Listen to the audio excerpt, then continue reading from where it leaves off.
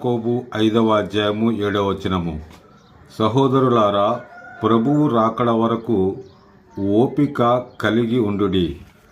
ప్రియ విశ్వాసులారా, స్నేహితులారా, ఓపిక గురించి పరిశుద్ధ గ్రంథంలో వ్రాయబడిన ఈ మాట మన జీవితంలో ఎంతో గొప్ప ఫలితాన్ని దేవుడు ఇవ్వబోతూ ఉన్నాడు.